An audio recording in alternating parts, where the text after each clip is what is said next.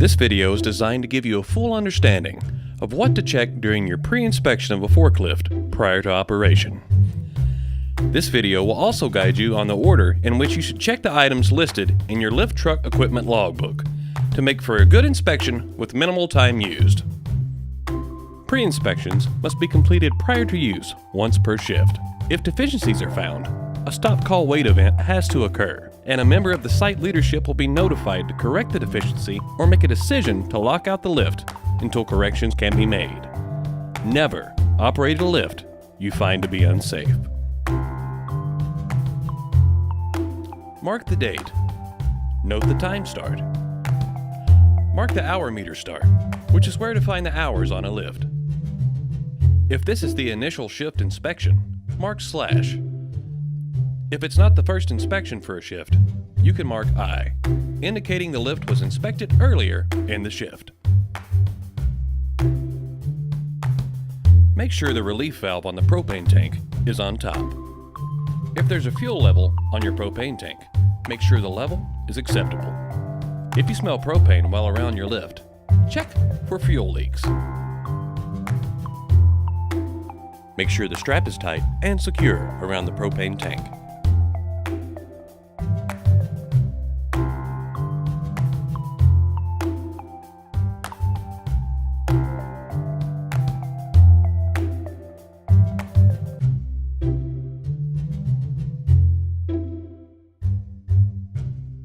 Check your oil level by pulling the dipstick and ensuring it is above the add line.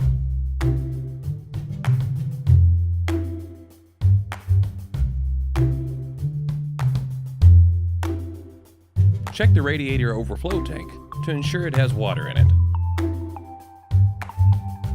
Check the fan belt and radiator to ensure the belt has no visible cracks that you can see and the radiator is not deformed or leaking. Do not put your hand into this area. Check your air filter to ensure it's not overly dirty. Visually inspect the red and black cable connections to make sure there's no corrosion on them or the battery.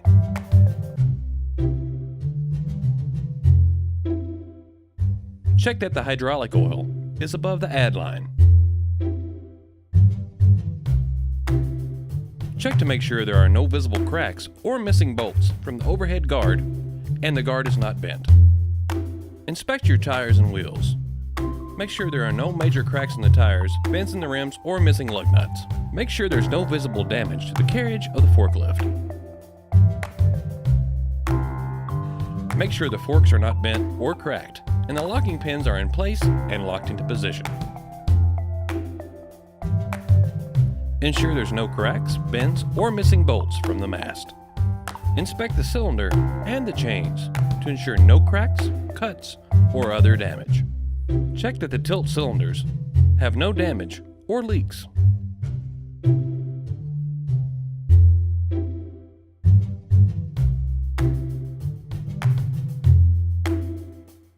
Ensure the data plate is legible, and you know what the capacity of your lift is based upon the plate.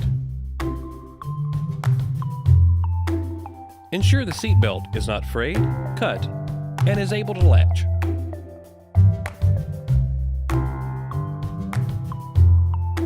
Lift the forks as far as possible safely.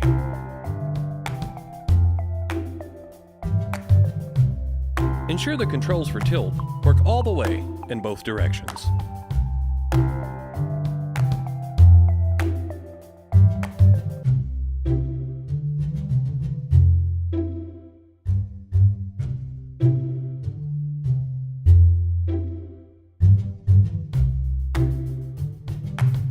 Ensure there's no cracks, bends, or missing bolts from the mast.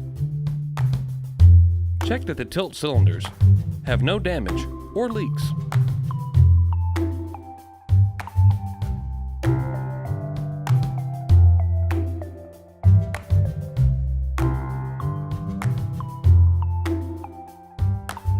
And lower them while ensuring the controls are working properly.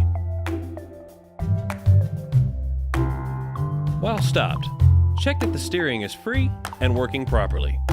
Repeat while moving to ensure the same result.